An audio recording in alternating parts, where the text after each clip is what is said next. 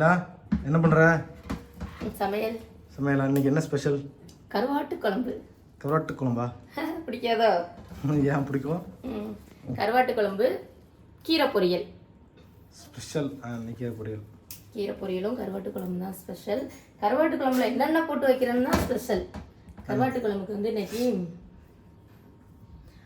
சொரக்காய் போட்டு கருவாட்டு குழம்பு வைக்கலான்னு. சொரக்காய், முள்ளங்கி, உருளைக்கிழங்கு இதெல்லாம் கருவாட்டு குழம்புக்கு. சொரக்காய் பண்ணு. சொரக்காய்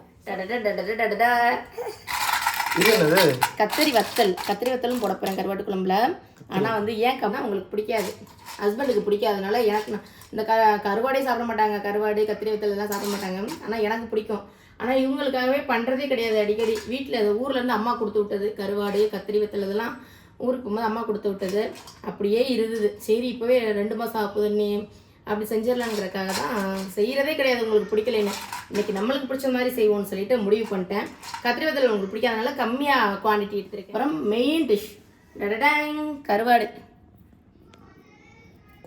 கருவாடு இதில் வந்து 2-3 வெரைட்டி கருவாடு மிக்ஸ் ஆகிருக்குன்னு நினைக்கிறேன். சும்மா ஊருக்கு கருவாடெல்லாம் வாங்குகிற ஐடியாவே இல்லை. ஊருக்கு கிளம்புறதுக்கு முந்தின நாள் ஊருக்கு கொண்டு வருவாங்க இல்லையா, அவங்ககிட்ட வாங்கினது. ஸோ நம்ம போய் இங்கே சந்தையிலலாம் போய் வாங்கினா நல்லா பெருசாக பார்த்து நல்லா வாங்கலாம். நிறைய வெரைட்டியில் வாங்கலாம். எனக்கு இது எதுவுமே தெரியாது. மீனாக இருந்தால் கூட கண்டுபிடிச்சி சொல்லிடுவேன். மீன் பேர் தெரியும். இப்படி தலையெல்லாம் அம்மா கட் பண்ணியே கொடுத்து விட்டாங்க. தலையெல்லாம் கட் பண்ணி அந்த இதெல்லாம் க்ளீன் பண்ணி மேலே உள்ள அந்த செதிலெலாம் க்ளீன் பண்ணியே கொடுத்துட்டாங்க. நான் வந்து ஜஸ்ட்டு சுடுதண்ணியில் வாஷ் பண்ணிவிட்டு அலசிட்டு போடுற மாதிரி தான் இருக்குது இது. அதனால கருவாடு பேர் தெரியல. அது முழு மீனாக இருந்தால் கூட தெரியும் பேர். அப்புறம் இன்னொரு கருவாடு கொடுத்து விட்டாங்க. கொஞ்சம் தான் கொண்டு வந்தேன். இந்த கருவாடில் ஒரு 1/4 கிலோவும் இன்னொரு கருவாடு. இந்த மாதிரி கருவாடு ரொம்ப நல்ல கருவாடா இல்லை, தோல் மாதிரி இருக்குன்னு தான் சொன்னாங்க. பட் என்ன பண்ணுறது, ஊருக்கு கிளம்பும் போது அதை வாங்கிட்டு வந்துட்டேன். கொண்டு வருவாங்க இல்லையா அது. ஆனால் சூப்பராக இருக்குது டேஸ்ட்டு. உப்பெல்லாம் இல்லை, நல்லா டேஸ்ட்டாக இருக்குது. கொண்டு வந்து விற்கிற கருவாடுலாம் ரொம்ப உப்பு இருக்காது. ஃப்ரெஷ்ஷான கருவாடாக தான் இருக்கும், பழைய கருவாடாக இருக்காது. ஓகே ஃப்ரெண்ட்ஸ், வச்சு தான் இன்றைக்கி கருவாட்டு குழம்பு தண்டுக்கீரை பொரியல் பண்ண போகிறோம். சரி பார்க்கலாம். எந்த குழம்பு பண்ணாலுமே வந்து கீரை பொரியல்லே பண்ணிடுறீங்களே. கீரை தான் சாப்பிடணும், உடம்புக்கு ரொம்ப நல்லது இல்லை கீரை. நேற்று கீரை கடையல் பருப்பு போட்டு, இன்னைக்கு கீரை பொரியல். கீரை வந்து என்னைக்கு இங்கே வாங்கிட்டு வந்தால் ஒரு 2 நாளில் செஞ்சிடணும். கீரை வந்து ஃப்ரிட்ஜ்லேயுமே வந்து 2 நாளுக்கு மேலாம் வைக்கக்கூடாது. ஸோ அதனால கீரை 2 வெரைட்டி வாங்கிட்டு வந்தால் தொடர்ந்து அடுத்தடுத்த நாள் செய்கிற மாதிரி இருக்குது. அவ்வளோதான். அதுவும் என்னங்க குட்டி கட்டாக இருக்குங்க, ரொம்ப நிறைய சாப்பிட்ற மாதிரி சொல்கிறீங்க.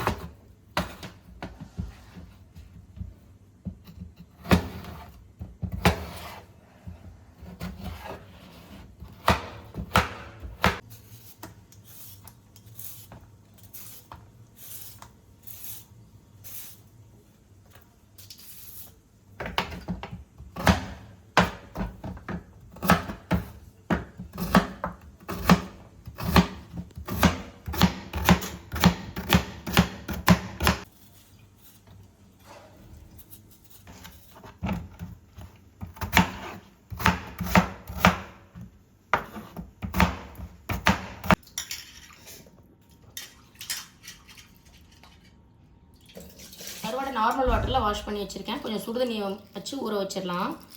அப்புறம் அது மேலே உள்ள செதில் அழுக்கெல்லாம் வந்துடும்.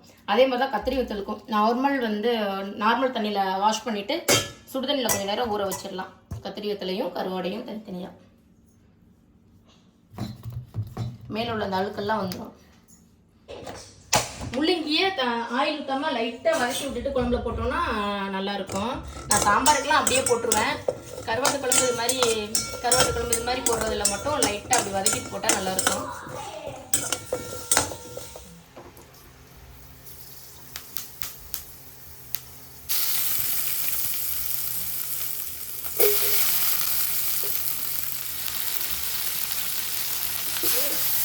உப்பு போட்டிருக்கேன், அதனால் இதில் உப்பு கம்மியாக போட்டுக்கலாம். வதங்குறது மசாலா எல்லாம் சேர்த்து அதில் உப்பும் ஆட் பண்ணியிருக்கேன்.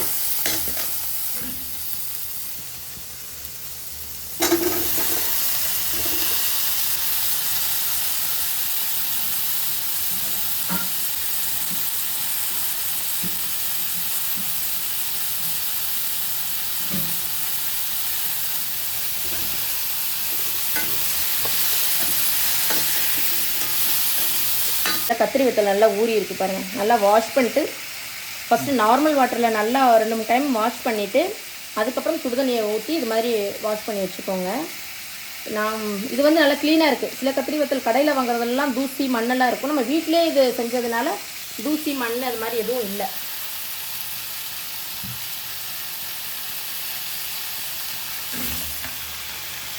இதுலேயே மிளகாத்தூள், மல்லித்தூள், உப்பு, மஞ்சத்தூள் எல்லாம் போட்டுட்டேன். குழம்பு ஸ்கூட்டி வைப்போன்னு சொல்லுவாங்க இல்லையா, அந்த மாதிரி தான்.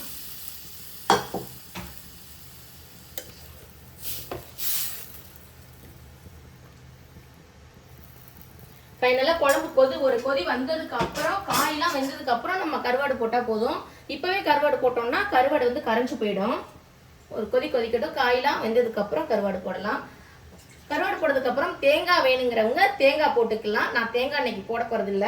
ஃபைனலாக வந்து குழம்பு ரெடியாக மிளகும் வெள்ளைப்பூடு மட்டும் இடித்து சேர்த்துக்கிட்டா நல்லாயிருக்கும். ஸ்மெல்லோட நல்லாயிருக்கும். கருவாட்டு குழம்பு, நண்டு குழம்பு இந்த மாதிரிக்கெல்லாம் ஃபைனலாக வந்து மிளகும் பூண்டும் போட்டால் குழம்பு நல்லா ரொம்ப வாசமாக சூப்பராக இருக்கும். அதான் டேஸ்ட்டாக இருக்கும். என்னப்பா கீரை எந்த அளவு வச்சுருக்கீங்க? சத்து எல்லா சத்தும் போயிட போதுங்க பாரு. எல்லாம் கலராக ஏதோ பச்சை பச்சையாக. இங்கே கல்ஃப் கண்ட்ரீஸ்லாம் மணல் புழுதி மாதிரி தான் இருக்கும் மண். அதனால குட்டி இந்த நம்ம சொல்லுவோம் ரொம்ப நைஸ் மண்ணாக இருக்கும்னு, அந்த மாதிரி இருக்கனால நிறைய மண் கீரையில் இருக்கும். சில இடத்துல இருந்து வர கீரை இல்லை. ஸோ அதனால் நல்லா அலசணும், இல்லாட்டி சாப்பிட முடியாது. நெரிச்சுன்னு இருக்கும்.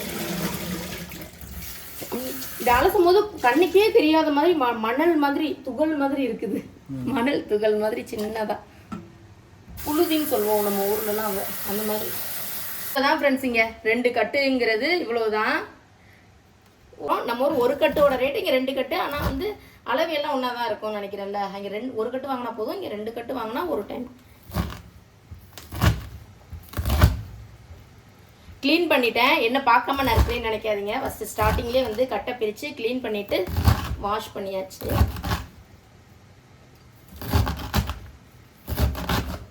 சில பேர் கீரையை மட்டும் செய்வாங்க, இலையை மட்டும், தண்டு பகுதியை வந்து தூக்கி போட்டுருவாங்க. ரொம்ப முத்துனா தண்டாக இருந்தால் பரவாயில்ல, கொஞ்சம் பிஞ்சு தண்டு மாதிரிலாம் இருந்தால் சேர்த்துக்கிட்டா தான் கீரை டேஸ்ட்டாகவும் இருக்கும், நல்லாவும் இருக்கும், கொஞ்சம் குவான்டிட்டியும் கிடைக்கும் கீரையில். இலையை மட்டும் போட்டால் யாருக்கும் பத்தாது. அதனால் கொஞ்சம் நான் தண்டையும் சேர்த்துக்கிறேன். அன்றைக்கி முள்ளங்கீரை செஞ்சல எப்படி இருந்தது? முருங்கைக்கீரை டேஸ்ட் மாதிரி இருந்ததில்ல. இங்கே முருங்கைக்கீரை அவ்வளோவா கிடைக்காது, ரேட்டும் கொஞ்சம் கூட இருக்கும் முருங்கைக்கீரை. அதுக்கு பேர் முள்ளங்கிக்கீரை முருங்கைக்கீரை டேஸ்ட் மாதிரியே இருந்தது, நல்லா இருந்தது. நம்ம தூக்கி போட்டிருக்கோம். இப்போதான் ஃபர்ஸ்ட் டைமே பண்ணியிருக்கோம். வாங்குற டைமில் எல்லாம் தூக்கி தானே போட்டிருக்கோம். யூடியூப் ஷார்ட்ஸ் பார்த்துட்டு இருக்கும் போது தான் பார்த்தேன், முருங்கைக்கீரை பொரியல்னு சொல்லி முள்ளங்கிக்கீரை பொரியல்னு வந்தது. முள்ளங்கிக்கீரை சமைக்கலாமோ அப்படின்னு சொல்லி பார்த்தப்பா அதில் என்னென்ன சத்தெல்லாம் இருக்குன்னு நிறைய போட்டிருந்தாங்க. கருவாடை சேர்த்துடலாம். கருவாடு சுடுதண்ணிலே பாதி வெந்துடும் போல், அந்த அளவுக்கு இதாகிடுச்சு.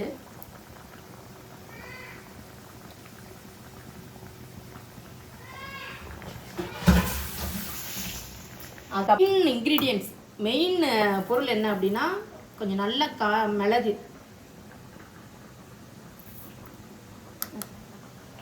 மிளகு 1 ஸ்பூன் போட்டிருக்கேன். ஒரு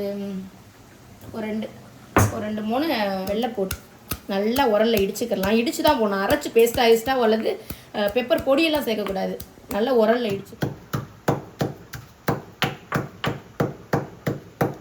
இந்த மாதிரி 1க்கு 2 இடித்து அப்படி போட்டுருவோம். ஃபைனலாக என்கிட்ட கருவேப்பிலை இல்லை குழம்பு தாளிக்கும் போது, ஃபைனலாக கொத்தமல்லி மட்டும் தூவிக்கிடலாம்.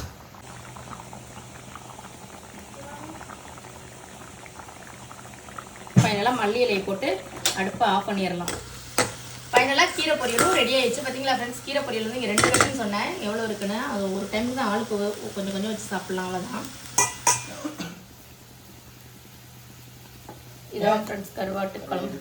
கருவாடு காணும் நினைச்சேன், நீ சாப்பிட்டு நினைச்சேன். சமைச்சேன்னா எடுத்து சாப்பிடுவீங்களா கருவாடை? ஐயா எனக்கு எப்போதுமே பிடிக்காது.